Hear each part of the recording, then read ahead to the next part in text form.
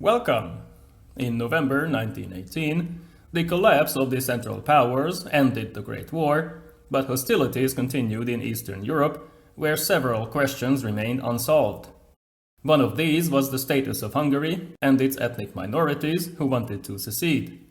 Neighboring countries, old and new, demanded territorial concessions. Hungary tried to avoid a disastrous outcome, but in the end, military power decided. In this video, I will talk about Romania's desires and its achievements. In early November, as Austria-Hungary fell apart, the new Hungarian government announced its intention to ask for armistice and rely on the ideas promulgated by President Wilson, hoping to avoid significant territorial losses. However, Serbian and French troops crossed the southern border and advanced into southern Hungary, while Romania mobilized. On the 13th of November, Prime Minister Károly signed the armistice in Belgrade, which reduced the army to 6 infantry and 2 cavalry divisions and established the demarcation line between Hungarian and Entente forces, but it failed to satisfy Romanian demands and completely disregarded Czech wishes. It was a temporary solution to a problem which was only getting bigger. Seeing that the 1.4 million strong Hungarian army was being demobilized by the liberal government, all neighboring countries tried to take advantage of this opportunity. Smaller Czech forces, still in Italian uniforms, soon took most of Upper Hungary, while Romanian 1st and 7th divisions entered Transylvania. According to the armistice, they were to advance to the Maros River, but on the 1st of December, the union of Transylvania with Romania was proclaimed, and in a few days, the city of Brașov was taken, while German forces under Marshal Mackensen retreated to the west. Just before Christmas, Kolozsvár fell. By mid-January, most of Transylvania was in Romanian hands. 2 more divisions arrived, while another 2 were set up with soldiers of the former Austro-Hungarian army. Not long after the Paris Peace Conference commenced, in late February, Hungary was notified that a new demarcation line was to be set up, which the Romanian army was allowed to reach from the east. The cities of Szatmárnémeti, Nagyvárad, and Arad were to remain in Hungarian hands, but their army had to retreat behind the demilitarized zone. Seeing that disarmament failed to impress the Entente, the liberal government was already taking a more hardline stance and promised armed resistance in case further demands were made, but the army was disorganized. The only capable unit on the new Romanian border was the Székely Division, composed of soldiers from Transylvania.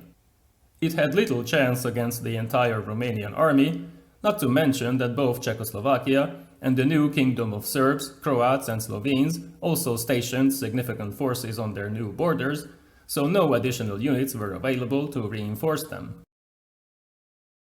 With 75% of the country now occupied by foreign powers, calls for equal treatment seemed pathetic, so the Károly government was in a very difficult situation.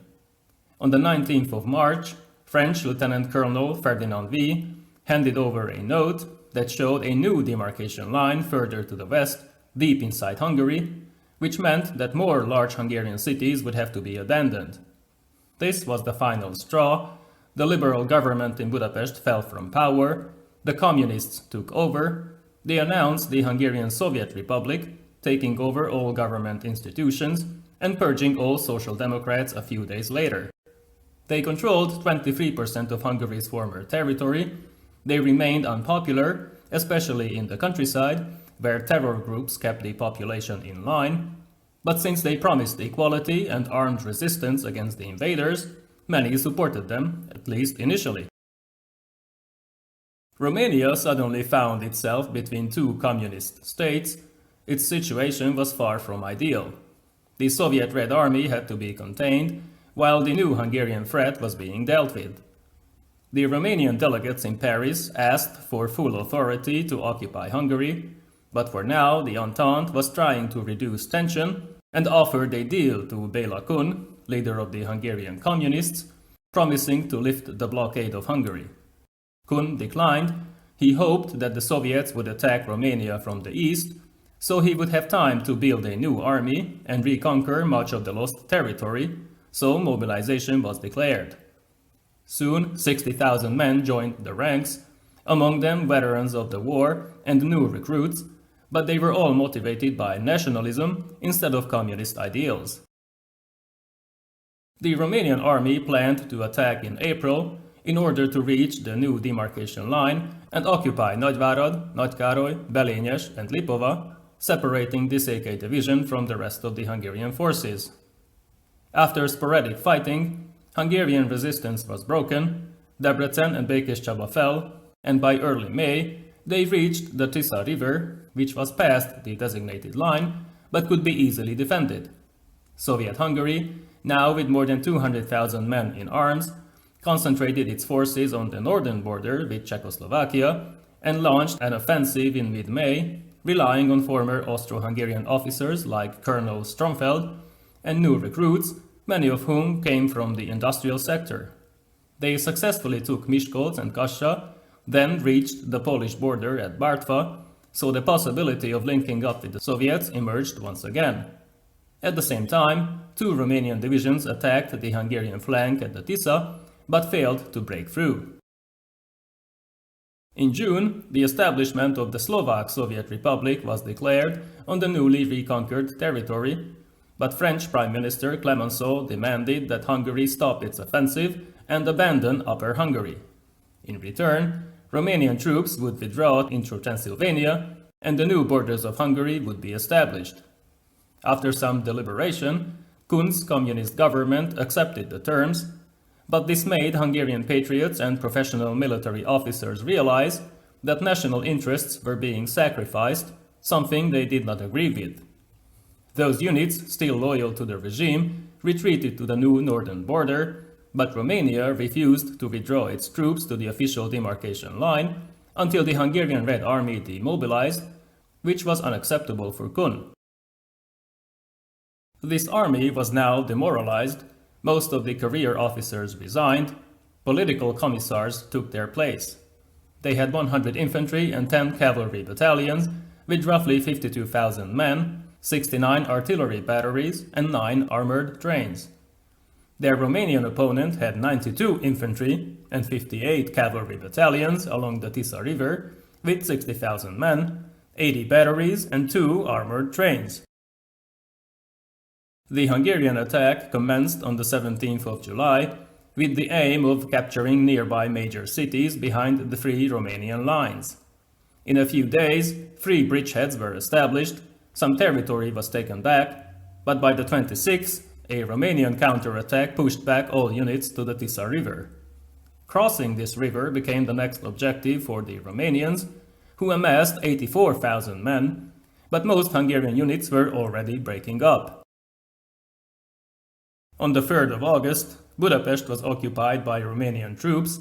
Béla Kun fled the country, first to Austria, then to Soviet Russia, where he was executed later during Stalin's purges.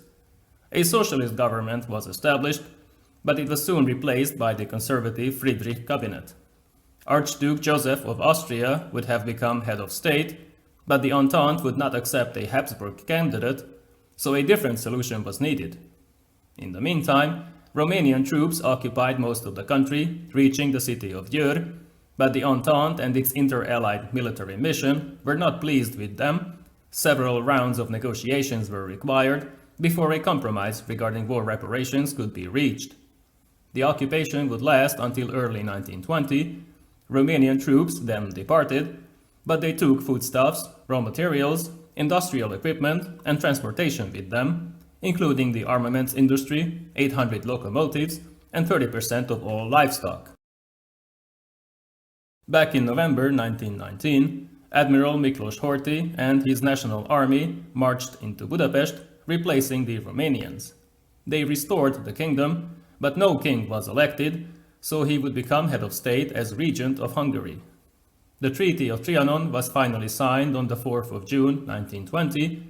It outlined Hungary's new borders and placed severe limitations on its economy and military. The war was now over, but its conclusion also guaranteed more conflicts in the future, as Hungary could have only one logical objective: the recovery of all or most of the lost territories. I have already discussed this topic in other videos, which you can find on my channel. Thank you for watching. See you next time.